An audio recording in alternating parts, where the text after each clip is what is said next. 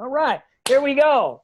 So today we're doing NFNLP, the forum. We do it every Wednesday. I got to figure out how to do next Wednesday.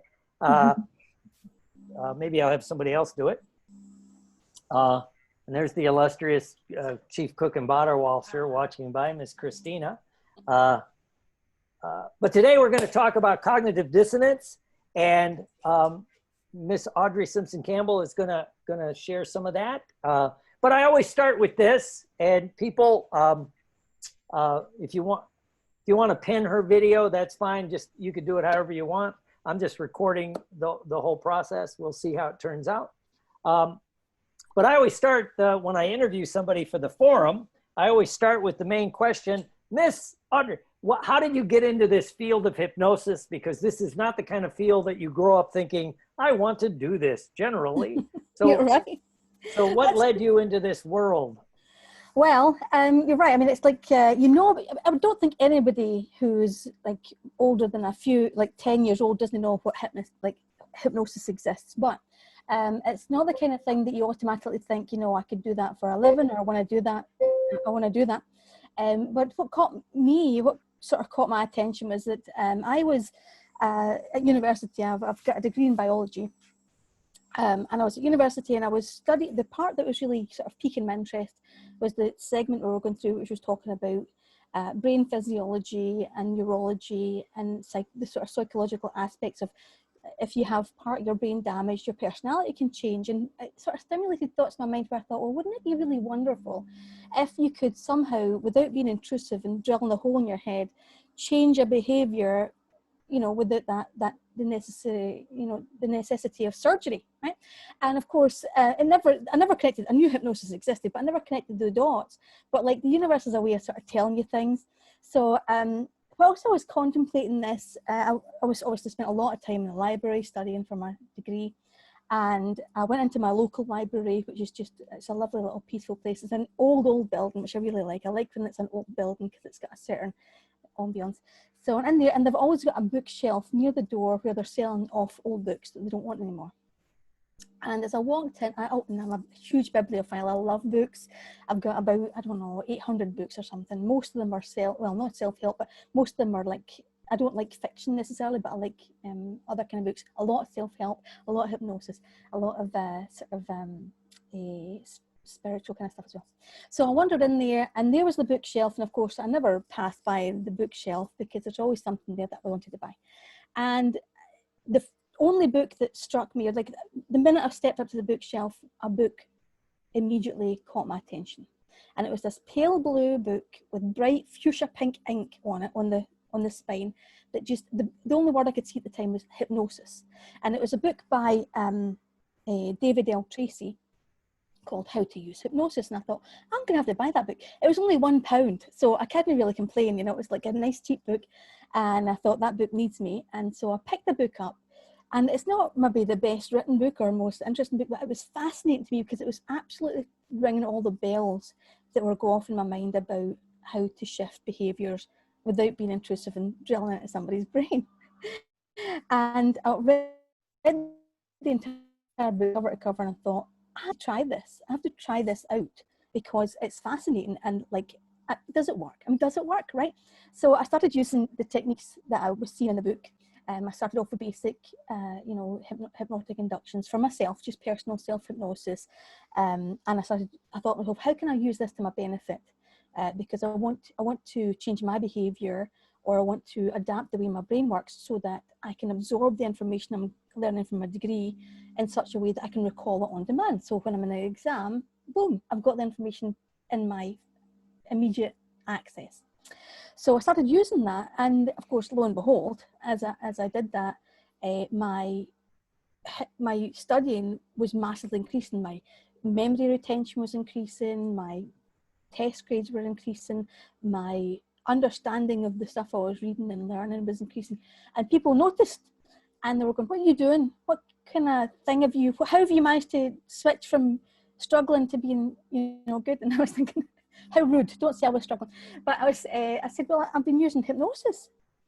And they were like, okay. So I said, well, if you want, I can do the same with you. I could do the same for you as I've been doing for me, and we can see how we go. So my first experience in hypnosis for other people was hypnotizing students at university to be better at studying, and they loved it. So by the time I was getting close to the end of my degree, I was thinking I actually enjoy this better than what my intention. My degree at university is a degree in biology, and my intention for doing that degree, I was determined I was going to go to university, get a degree in biology, become a research scientist, and cure cancer or HIV or something important. And I was determined that was what I was going to do. And when I was doing this hypnosis with people, I was thinking you can make a striking difference in somebody's life using this technique. At the same time as we were going through this degree, we started having to do experimentation on animals, and there were little fluffy things. In fact, I remember when we went into a lab once, I was standing waiting on the lab to start, and I was always early because I was a total swot. And I was waiting to go in the lab, and this person came along in a white coat and just dropped a little cage outside the door of my lab. And inside the cage was this lovely fluffy little guinea pig. I was thinking, oh, I wonder what your name is, right? So anyway, the guinea pig was not a pet. And later on, we had to witness said guinea pig getting killed, and then we had to use a part of its intestine to do an experiment on. And there was something went off my mind at that point. I thought, maybe I'm not cut out for, a fluffy animal sort of experiments. So that kind of triggered me to think, hypnosis is actually something I really enjoy. And I think given the choice, if I can do hypnosis rather than cut up furry animals, I might actually be better suited to that. So that is how I got into hypnosis. Oh, all right. All right. So you'd rather put people in trance than kill bunnies? Yes. It was the most tragic thing I've ever seen. Well, they're so effective at it though, and the lecturer was so too matter of fact about it. It's like, okay, so we're going to do a little bit of an experiment. Explained it to us whilst the guinea pig's still in the cage. So we're going to have to use a piece of the intestine of this guinea pig here. So are we all ready? Have you got your equipment? Yes. And he just brings out the cage, flicks it to snap its neck, and then begins. And I'm like, oh. So yeah, I kind of thought, what, I like the hypnotizing bit better. It's much more peaceful. But before I went into the lab, we'd been in the library doing a hypnosis session, and I thought I liked that better. So when I left, I applied obviously for work as a research scientist, but I was already sort of semi-working, maybe mostly pro rata, or no pro rata, pro bono for people I knew doing hypnosis, and I was actually thoroughly enjoying it. I thought, I can make a business of this. I would much rather be creating positive impact in people's lives using something that's so impactful but non-invasive. So yeah. Yeah, we miss the good old days where they put a clothes hanger up your nose to fix it. Yeah, that fixes everything, right? As long as you know where you're going. It's called a COVID exam, but let's not go down that path. Anyway, so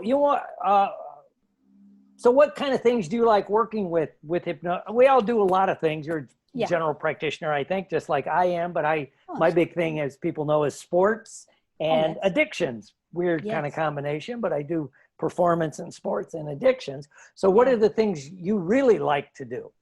The things I like working with best are things like confidence shifts. I mean, in saying that, it's a business. I'm a general practitioner like you. The majority of people I see, again, like you say, they're coming to get rid of a bad habit or something, or like you say, maybe they want to stop smoking, maybe they want to lose weight, maybe they want to get rid of an alcohol addiction. There's lots of things. Lots of people come for things like speaking confidence, exam confidence. Of course, one of my favorite things to do is to help people with a memory enhancement and exam confidence and things that are related to psychopedagogy, so the psychology of learning, because it can be so swift. The effectiveness of helping people to learn things quicker and better and more effectively can be so swift that they can see results almost after the first session. So it really is sort of a kind of it's really rewarding to see that. So yeah, for the most part, that's my favorite thing to work with. And of course, phobias are one of my favorite things to do as well, because a lot of people have been living decades of their lives with curtailing the way they live their life. putting a box around themselves so they can avoid whatever fear it is they possess, whatever irrational fear they have. And so they've been putting themselves in a box to avoid that fear. And when you can release them from that box and make them realize that the phobia was actually, you know, it was an irrational fear, therefore they don't have to have it. They don't have to be fearful of it. That's just astonishing to see as well. And it's so quick. Phobia release is extremely quick. So Cool. that's my favorite one. Well, that's a beautiful segue into what we're going to talk about today, which is cognitive dissonance. Absolutely. The difference between, you know, as Fritz Perls called it, top dog, underdog thinking. Yeah. But a phobia is, to me, sort of a perfect example of cognitive dissonance. You'll have a phobia of a spider. Yeah. And even though which will give you that strong emotional response, you'll freak out, scream like a girl, you know, and all that. And yet consciously, you know, it's just everything.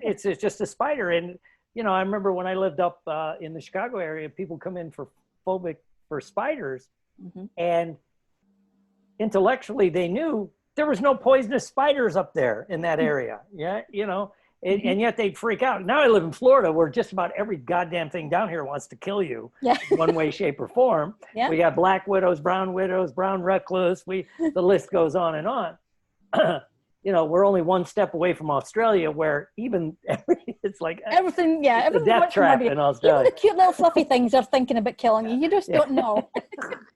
But consciously, we know we shouldn't have this phobia, but we have it. You know, just like consciously in my addiction work, consciously I know I should quit drinking, but it still took me 10 years to quit drinking. Exactly. So that's a cognitive. So tell us about how you got into cognitive dissonance, how you describe it, and just.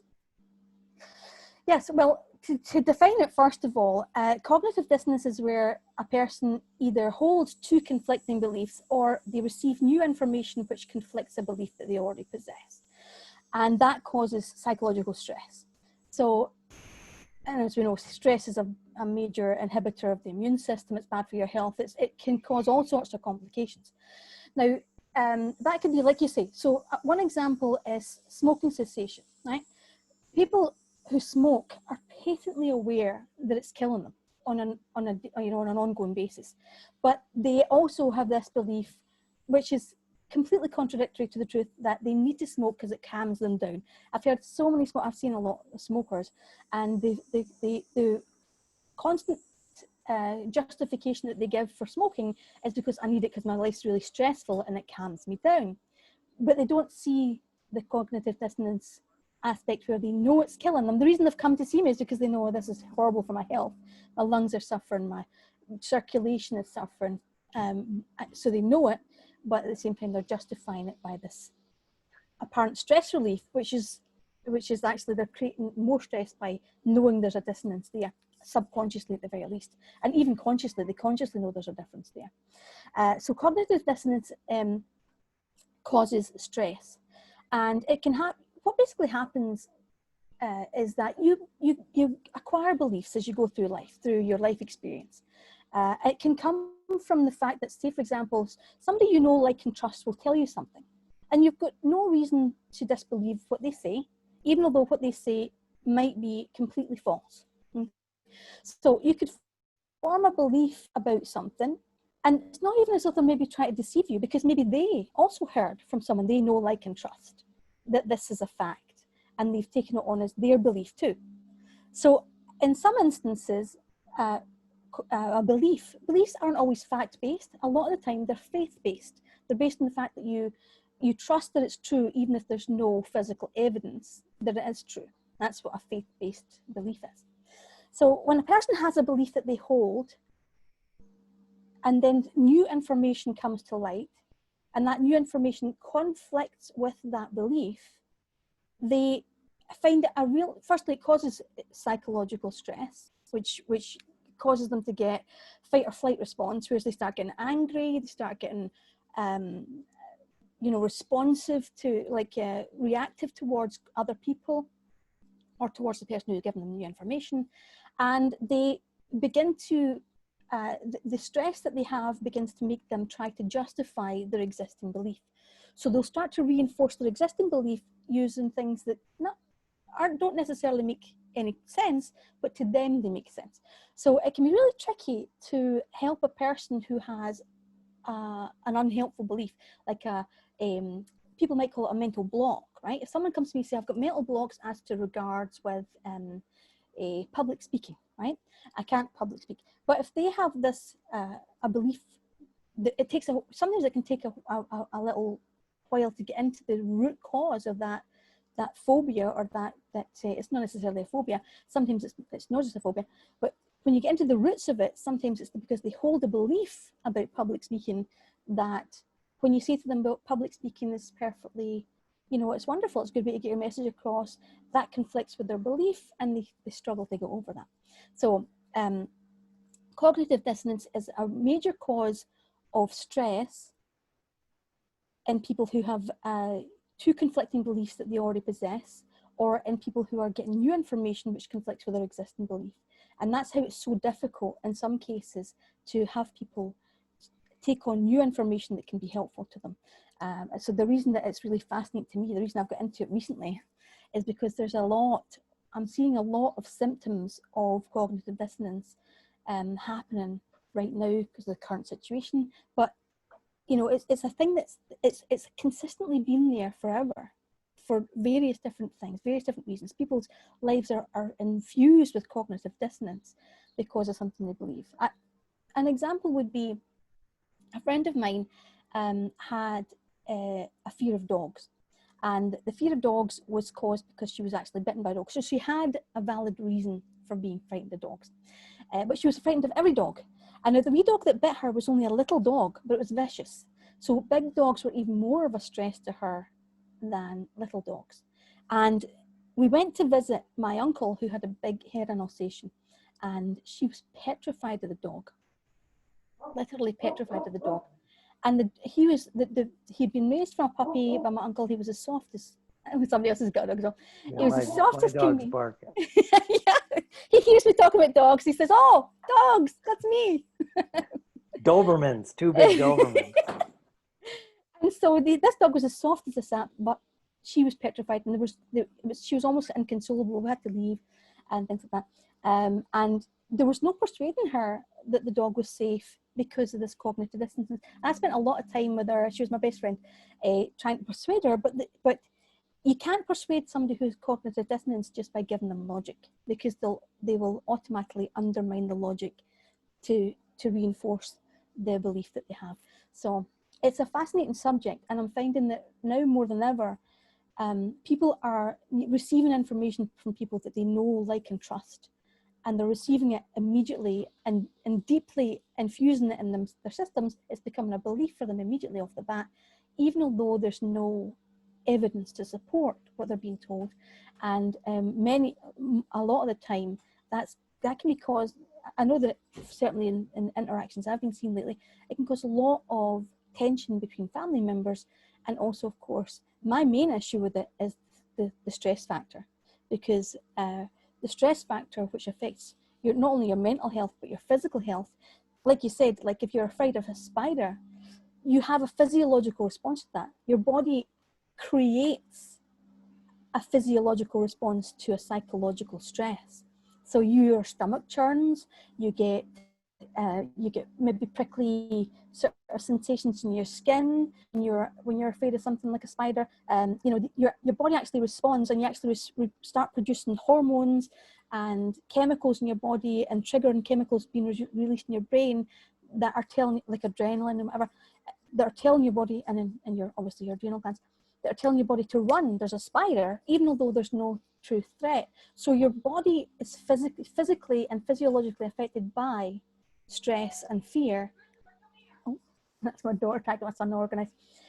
Physiologically affected by stress and fear, and as a result, you can actually get physically ill because of that. And a lot of people I'm seeing are becoming quite stressed because of this particular topic, cognitive dissonance. They're receiving many sources of information, and they don't know which one to believe, because, well, their belief is already well established, and that can be actually quite a toll on the physical health of many people right now. So yeah, it's been a topic that I've been working.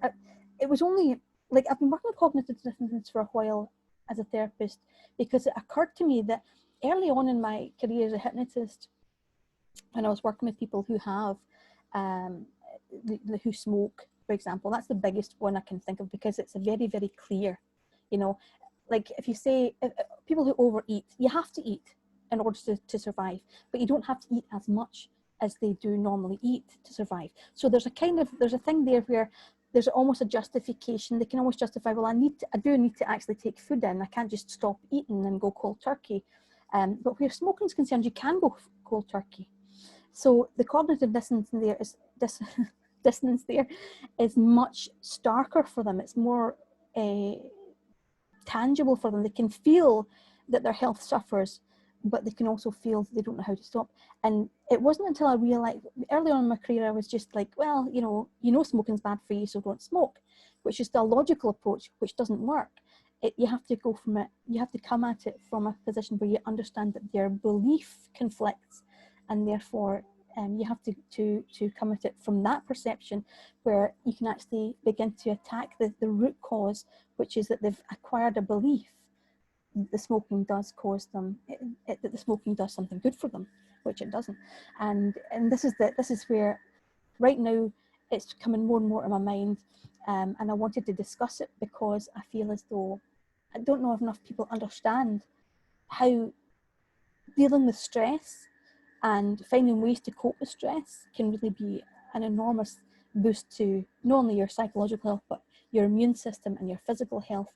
If you can find a way to deal with stress and actually get involved with someone who knows stress release techniques, then that would be a really important thing, particularly in the case where we're all at the moment under various levels of stress, whether we've lost work or whether we've not able to visit family members, that kind of thing. Well, yeah, I just saw a article released that they said that fear lowers your immune response, which we all know, and Yes. yet the same article kept putting shit in there that would scare the hell out of you. It's like, well, yeah, fear is gonna, stress will kill you. Don't let me stress you about that. Yeah, but it's like when I used to run detox centers for addiction, it was pretty common. Some of those underlying things that people would hold on to, why they kept drinking. One of the most common was, especially if the person was younger when they were trying to sober up or get off drugs, is I'll never have fun again. I'll never have fun again. Right. And even though logic, and I had that one, that was a big one with me, even though logically you could say, well, when you were a kid, you didn't drink, you had fun. Yeah, but that's different. Right. And it's, and then, so you had that one, here where I was raised and everything, real men drink, right? Real men can handle their liquor, and you don't trust a man that doesn't drink, right? And so if you had those, you'll never have fun again. Real men can drink. And you can never trust a man. You never can. Yeah, it's like, well, shit, why should I quit drinking? I know. Right. And so we had all those, and yet logically, these people would be in, like, I'll just use detox as an example.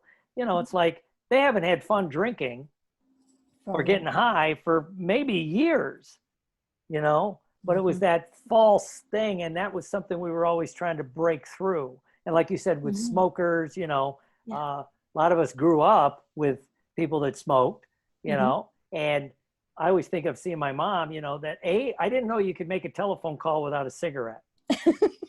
Right? You could drink a cup of coffee without a cigarette. Yeah. Right? I mean, because that's just the way. Mommy needs a cigarette to calm down, so we'd go and get the cigarette and things like that. And then you add in my case, that the only time I ever saw my parents get along was when they were drinking. So exactly. I was screwed from day one. But yeah, I mean that's powerful programming, right? Yeah. You see that powerful programming, and then you kind of, you can almost predict your future from that, right? Yeah. Well, it was like, I used to smoke cigars. Here's my cognitive dissonance, right? Yeah. And I never really smoked cigarettes. I just never smoked cigarettes. And I think it was because I had as my old late friend Jerry would call it, an initial sensitizing event where it was like, I think my sophomore year, junior year in high school, where after a football game, we're all drinking beer, eating pizza. It's and back a then everybody celebratory thing. smoked. Yeah. So they passed a cigarette and I took a cigarette and I lit it and I went, now I didn't smoke. And so I puked the beer and the pizza all over my leather jacket. I never smoked another fucking cigarette ever, right? Including basic training where I'd carry cigarettes because I wasn't stupid. Because when I went through basics, they used to say, smoke them if you got them. So, and if you didn't smoke, you had to work. So I wasn't dumb. So I'd carry a cigarette, but I never smoked. All right. Yeah. And then suddenly I started smoking cigars and it was literally like out of nowhere. I just picked up a cigar and then like within a few months this was back in the 80s, right? I was ordering them on, there wasn't online. I figured out how to buy them from New York. So I'm buying premium cigars and all this before it was popular. It's always the story of my life, right? And I couldn't quit smoking cigars. Right. And I was already into hypnosis and NLP, including one time I was at an AA function, I'll admit it. And, you know, it was pretty smoky there. That's back when people could smoke. And I lit my cigar and this lady comes walking across the dance floor and goes, sir, will you put your cigar out? It's bothering me. And now, I'm usually a nice guy, right? And I looked at her and I go, you got a problem, honey. And my wife, I was dating her at the time, Christina, she hits me and goes, don't be an asshole. I'm like, whatever. And you need that woman. But I'm like, why can't, you know, and I couldn't quit. And I tried some of the things that we had to quit. And a guy hypnotized me, one of the NLP people I knew. It goes back to when I was 13 years old. Here, bear with me. I don't know if this is true or not, but it works in my head. I was 13 years old. I was watching a Clint Eastwood movie in Gary, Indiana, right? I'm 13, I'm undersized, and there's Clint Eastwood, the epitome of American masculinity. He's killing the bad guy, he's banging the pretty women. He's like what we want to be. And he smoked cigars. Remember in those spaghetti westerns? Absolutely. And I made the decision to smoke at 13, but I never smoked until I was 26. That's it. And then I lit a cigar, I think at some function, and nobody laughed. And then it was like how quick it kicked in. So we had to go in and reprogram that idea of it was part of my masculinity of smoking. Yeah. And then I quit. Now it's popular, but that's another story. Yeah. Well, and there's such a lot of symbolism, right? There's the symbolism involved that's related to cigars. You know, like it's always powerful. It's a celebration for when a baby's born. You know, they're supposed to be rolled between the thighs of nubile Cuban women. You know, there's so much symbolism involved there that the cigars have got this really, symbolic sort of appeal. My mum, she was a smoker for a long time. But only of cigarettes. She can't stand cigars, but my dad would smoke cigars, and it's because there's sort of there is that masculinity aspect about the cigar.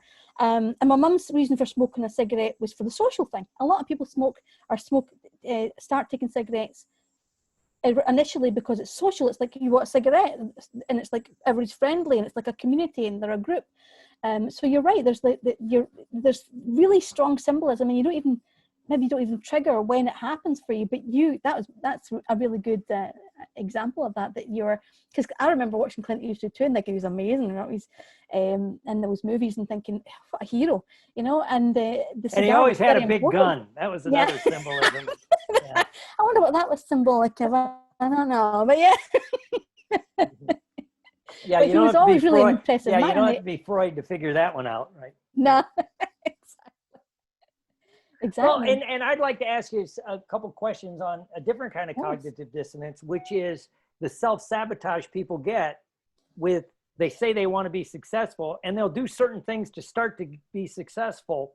And then the dissonance must kick in because then they self-sabotage it.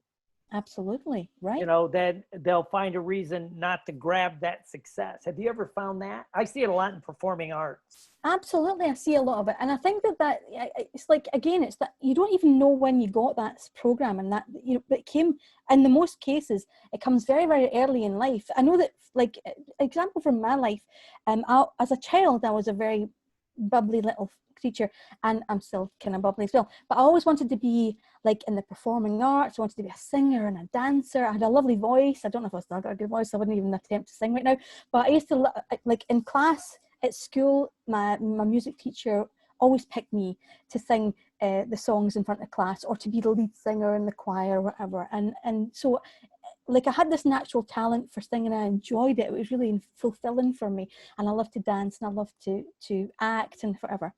And I was only little. It was like, this is when I was in primary school, maybe 6, 7, 8.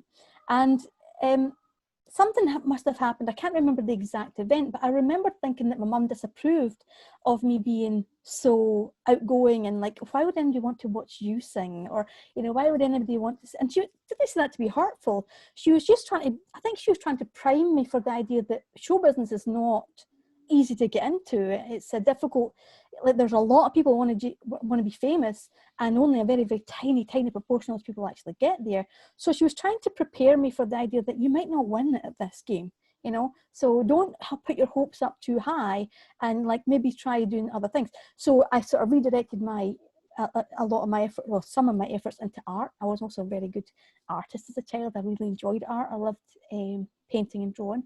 And then my uncle, people are always so very helpful, to children.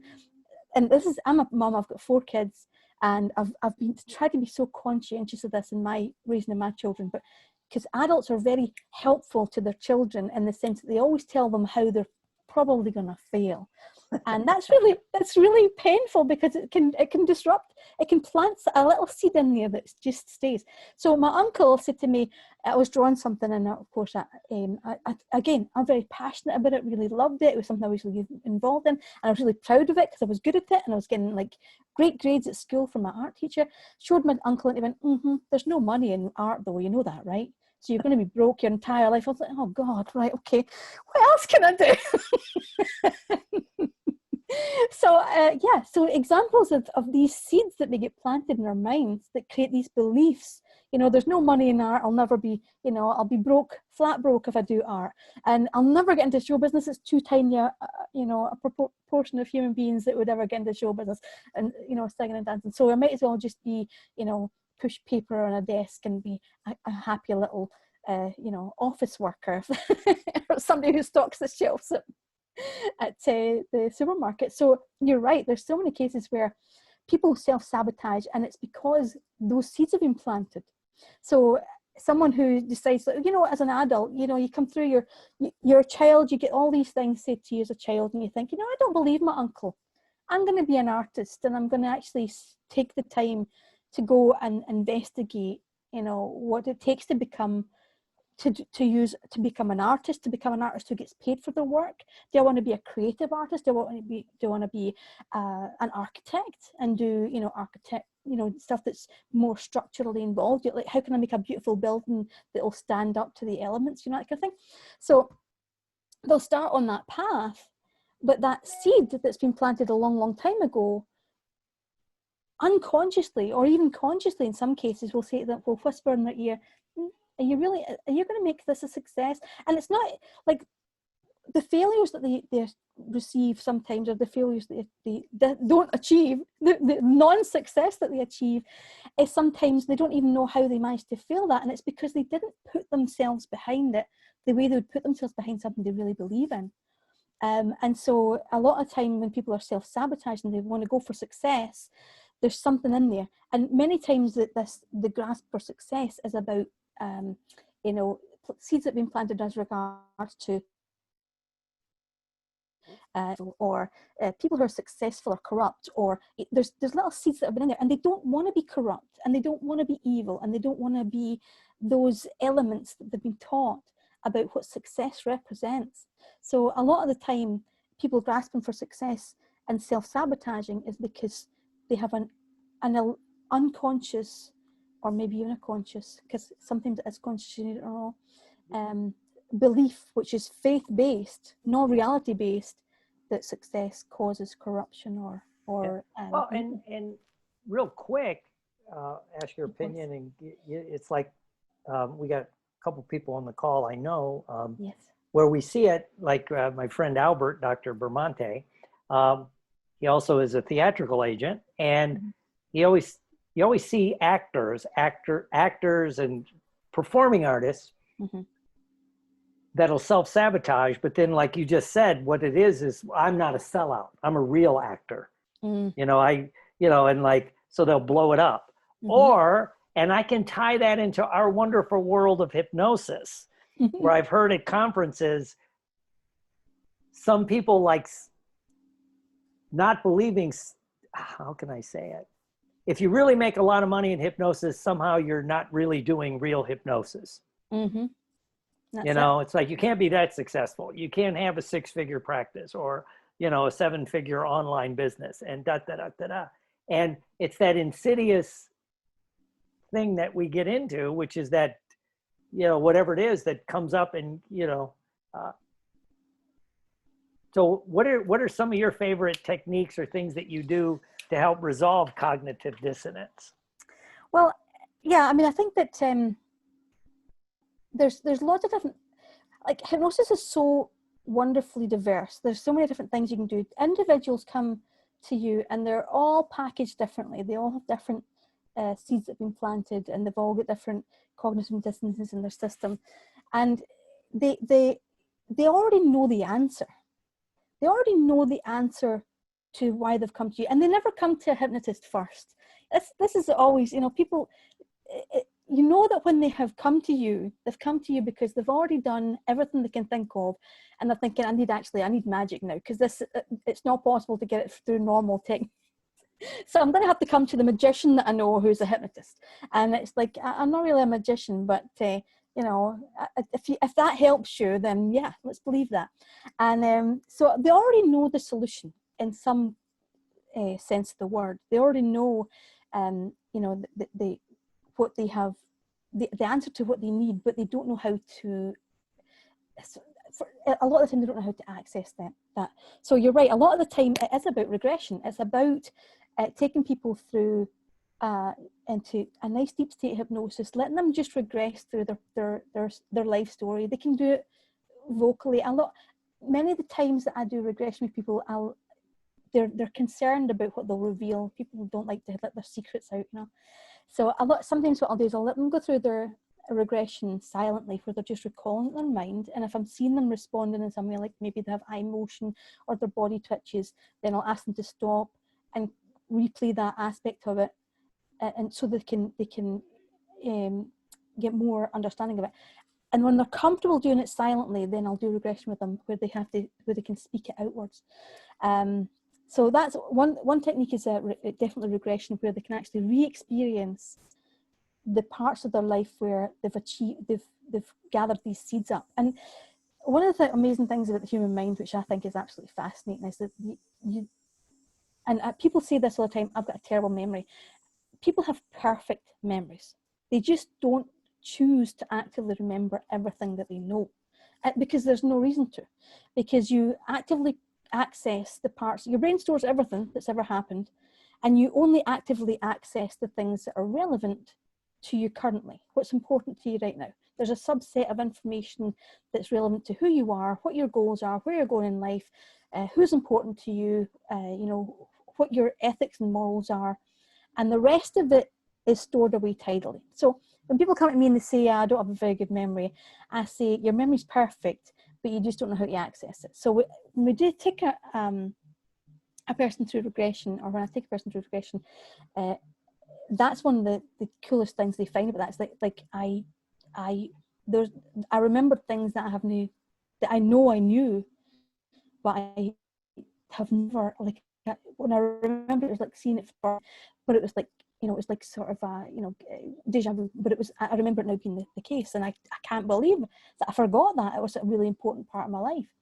And that can be a really good way to get to the cause of it, because as an adult, when you regress somebody into their previous experiences, as an adult, they have a whole new way of logically analysing and taking apart circumstances and actually seeing it for what it is. Whereas a child, if you're learning something as a child, sorry about that, if you're learning something as a child, it's brand new information to you. And so as far as you know, that's true. And it takes a long time for your psychology to develop in such a way that you can analyse things logically, and you can see, actually that was a flawed logic. I took on that information and it was under flawed logic. And so that's one of my favorite ways is by using regression. I find that's possibly the most effective way that's worked for me so far. I was going to say another thing as well, but I can't remember what it was. So I'll leave it at that for the moment. All right. Well, yeah, and we see a lot of these different approaches to attack this kind of thing, whether it's, like you say, a regression technique, an NLP technique like visual squash. Yeah. Right off the bat is, Absolutely. the part of you and the part of you, quick. and it has a kind of a built-in regression. Yeah. If it's the way I was taught it and the way we use it. Yeah. And then there's even a, what's it called? The tapping, where it gets it out. EFT, I couldn't think of it because it clears the emotional charge with it. Absolutely. Right. I mean, that's so effective, and it's such like you say, if you have a number of tools in your toolkit, you're so much better equipped to help people. If someone is like, for example, non-verbal, or and I used to run a shop called Tranquility and Beyond. It was called. It was a little esoterical gift shop, but I ran my hypnotherapy from the therapy room behind it, and I had other people come in to do other therapies, reflexology, Reiki, that kind of thing. And EFT was one of the things that I got trained in, because I saw an EFT worker work there, and she worked with a lot of people who were deaf. So verbal cues didn't really work for them. They could read lips, but you could ask them to tap, and the physical tapping, they'd come to you, they'd convey to you what they were dealing with and what they wanted to overcome, and the tapping they could follow. And because they knew their intention, the tapping was so effective. And you're right, I think tapping is an incredibly good way, especially for people who have deep emotional trauma. I had so many demonstrations in the shop where we would have, they were free. We brought people in free. They just come in free of charge on an evening, 6 o'clock till 8, and different therapists would do their different therapies as a demonstration. So I would do hypnotherapy as a demonstration. I had a lady come and do the Reiki session as a demonstration, which was fascinating. And I love doing Reiki as well. I'm also a Reiki therapist. And then we had the EFT practitioner come in, and it was such a phenomenon. Almost everybody in the audience who came to do that session was crying by the end of it, because they had released something that was deeply emotional for them, because the action of the tapping just, it allowed them to, it broke the seal, as it were, so that they could release that, and that they no longer had to suffer with it. So it's an amazing technique, for sure. And I'm a great, believer in NLP techniques as well. I use a lot of NLP, a lot of Ericksonian stuff, but a lot of NLP in the stuff that I do, because it's just so quick. If somebody comes in and like specifically for phobias, if somebody comes in with a phobia, you can cure a phobia in an hour with NLP, and it's it's that quick, and it's remarkably effective. It's just like it's like magic. It really is. Cool. I was trained. I did my training with Richard Bandler, and also trained with John Grinder. Don't tell Richard, but and I've done that a few times. I was at their training a few times, because I had read it, and you can get so much from reading it. I've got books and books and books on it, and so much of it, but actually being present and watching it taking place has got different, it's got a different feel to it. So it's definitely worth doing live trainings, or even internet trainings like this for those techniques.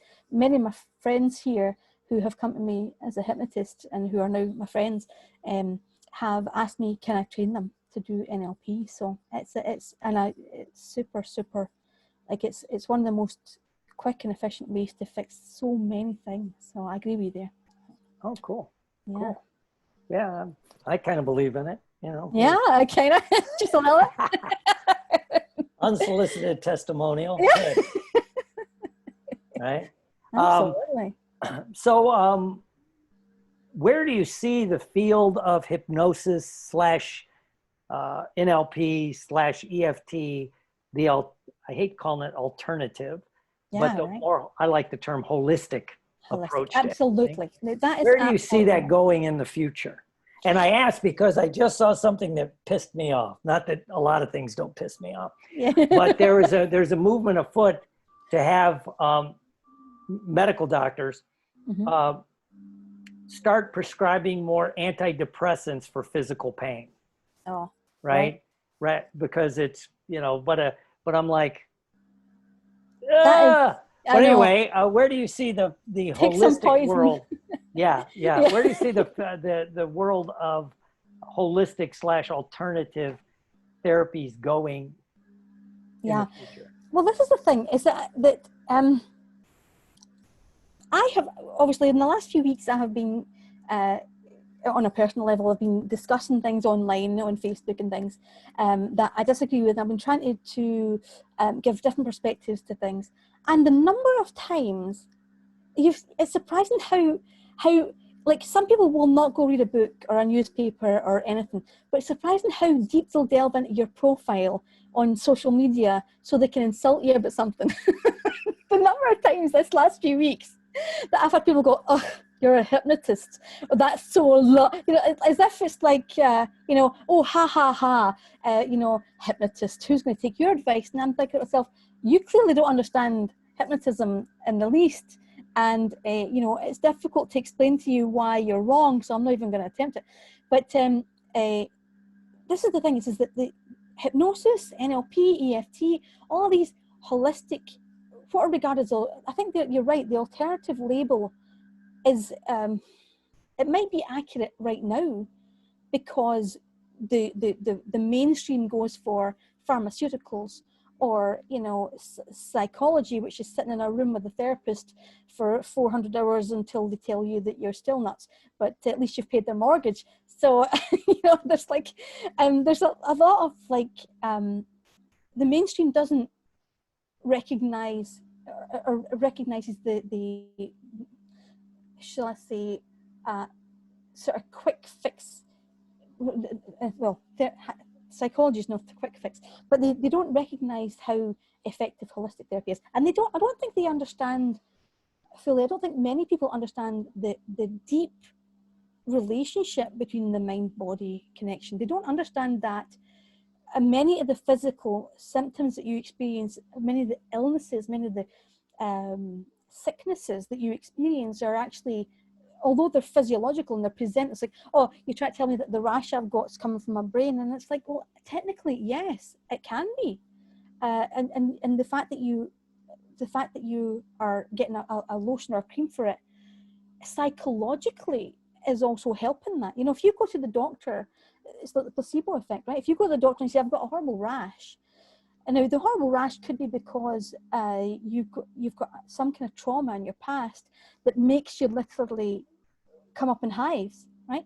But you go to the doctor and you say, I've got this horrible rash, and they say, well, let me have a look at it. And they look at it and they're showing you care, which is something that humanity needs. Humanity needs human connection. They need to be physically contacted. They need to have people hold their hands and to not be afraid to touch them, and which is a major issue right now. Not to be afraid to touch them, not to be afraid to look them straight in the eye and talk to them, not to be afraid to sit in a room with them.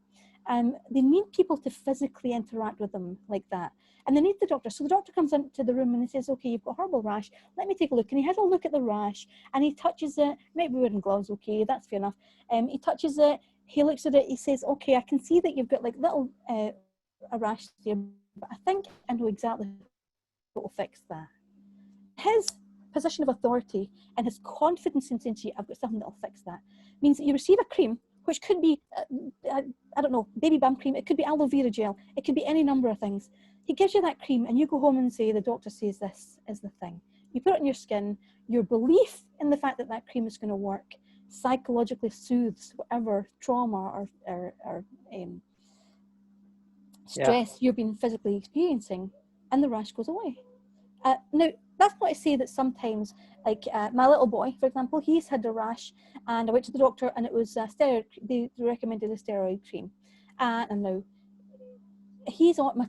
To clarify that, my son is autistic, so he has he's basically he's not quite non-verbal. He can speak, but he's very, he only repeats things that he hears.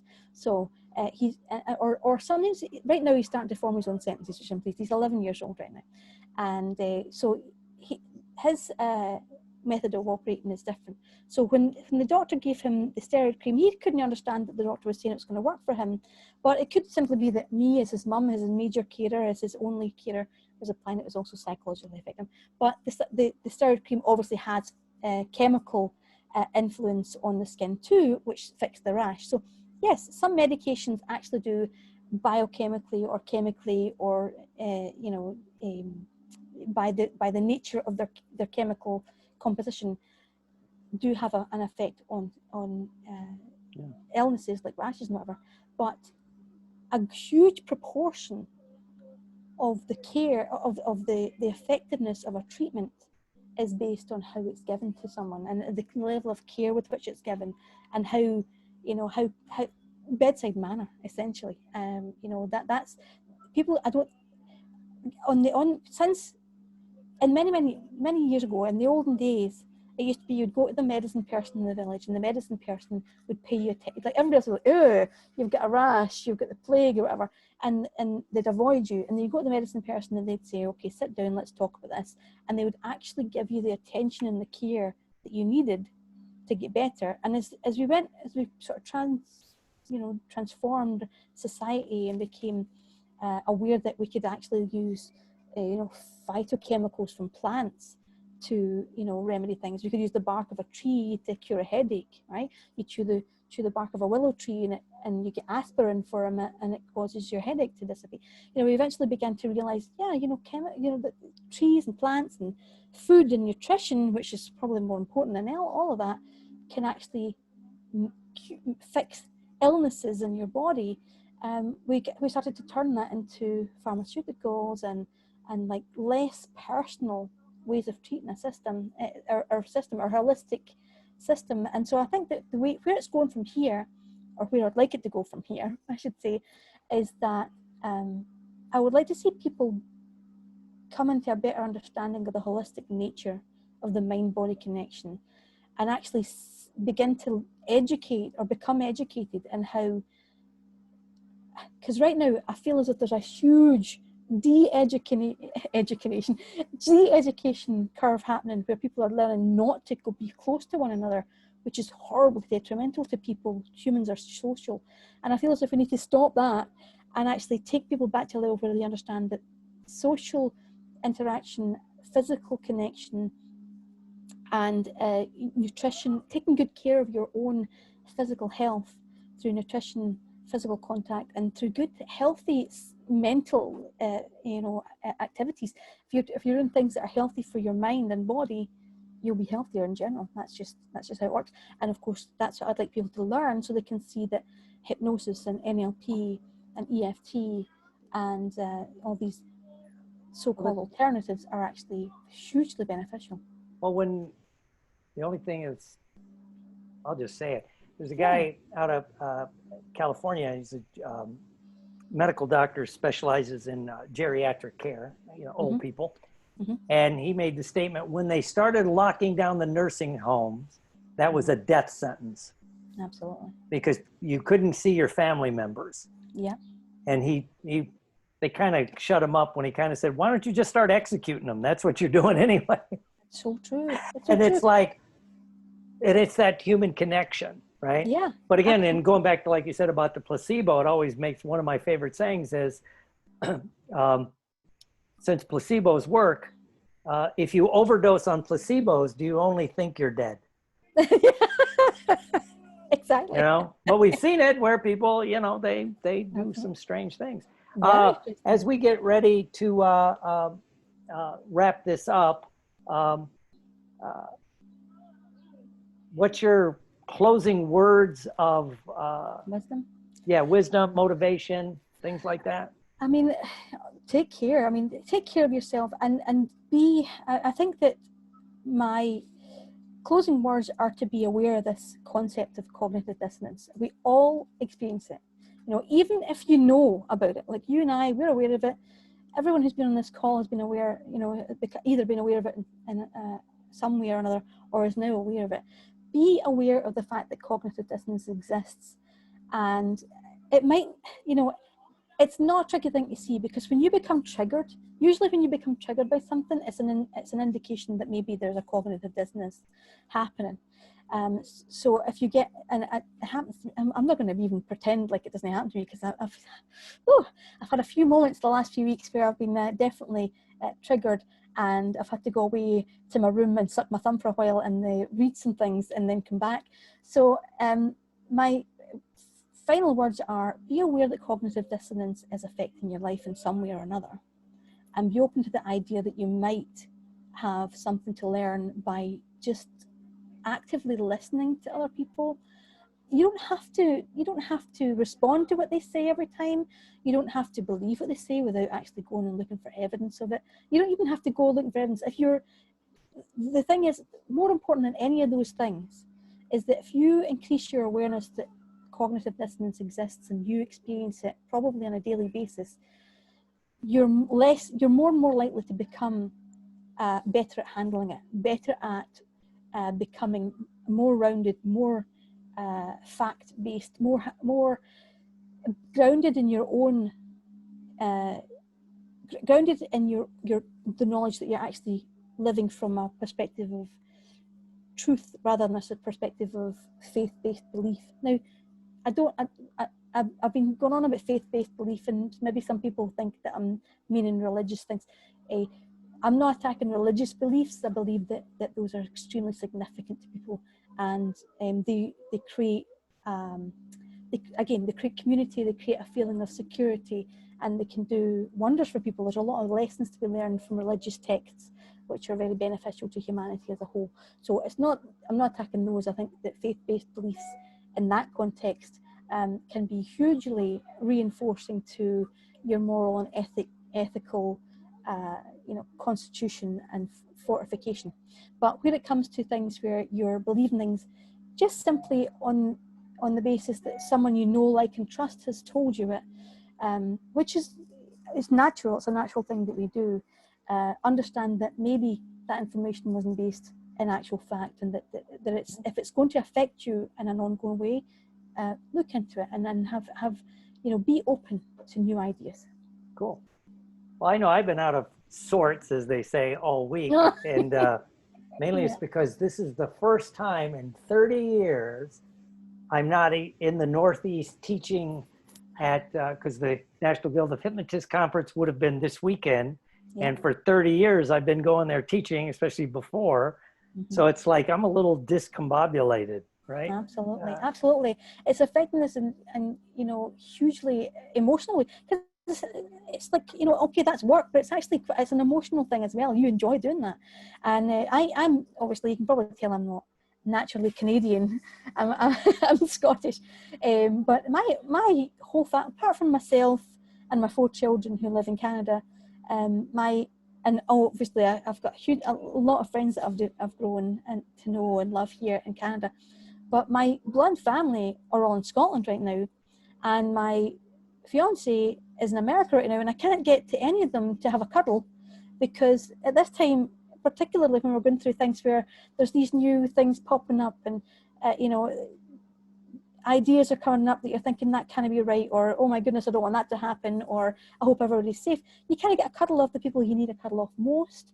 And even if I got to Scotland, even if they'd let me in, they'd probably say, don't go near your mum because she's 77. So it's an upsetting time. It's very discombobulating to not be able to travel and go and have that sort of sense of like, let me just go somewhere where nobody is even. That's what I'd like to do. Just go somewhere where there's nobody else, and that total social distancing, completely social distance, and just try and think about my own thoughts. But yeah, you're right. Yeah. It does upset your system when you can't, even if you wouldn't normally. I mean, like, I don't go to Scotland every week, but I had plans to go to Scotland this year, and I had plans to go on vacation with the kids to America this year, and the whole thing is just really, it's given us such a. I was thinking this the other day, then I was thinking, when you destroy a person's plans, it's kind of like destroying their dreams. And when you destroy a person's dreams, you're destroying their hope. And that's another kettle of fish to open up. I mean, that if you take away somebody's hope and somebody's dreams, then that's another, physiologically, on a health basis, on a psychological and physical health basis, that's hugely detrimental as well. So it's like so many people right now are suffering from lack of hope, you know. Well, and that, and we'll close with dyschromometria, right? Yes. Where we have that's actually more of a clinical thing, but you lose there's no track of time going on in people's lives. Exactly. You know, the football season, the baseball season, that's why people are like laughing and joking about why is sports so important. You know, is it really? Well, it's markers for people, you know, and I'm still convinced when the fall TV season doesn't kick off, you're going to see massive depression. Yes. Because there's people, that's what they, you know, hey, there's no new NCIS or whatever it is that they watch. So we'll see that. So, absolutely. All right. Well, as we wrap it up, thank you for being a part of this. I'll post this on the NFNLP website, or not website, but the NFNLP website and the Facebook page. I'll let everybody know on the easing how we're doing next Wednesday, because I'm supposed to be teaching, but we'll figure something out in beautiful Las Vegas, because I like human contact. And by the way, and I will say this, I don't care if it's political, I refuse to call it social distancing. Thank you. I call it what it is. It's forced isolation. Yes. And the number one way to psychologically break people down is to isolate them from their support networks, right? Absolutely. Billy, that's why we do what we do. And so anyway, that's my own little rant there. And I'm not being broken by it. But you're right. That's absolutely right. Good for you. I'm glad you said it. Well, and you know, it's a topical matter. Yeah. You know, I used to help people on house arrest. I'm like, I've seen this movie before. Exactly. So anyway, we're one step away from the ankle monitors. I know. Ooh, so that's anyway, coming, right? All right. I'll see you all later. Everyone have a great day. Thank you for joining, and keep in touch. And why do we wave at the end of a Zoom? I know. If anybody's got any questions or anything, connect with me on Facebook. I'm happy to chat. How do they contact you? That's right. Yes. So probably the best, most quick and efficient way to contact me is through Facebook. You can become friends with me on Facebook and message me on Messenger. That's brilliant. And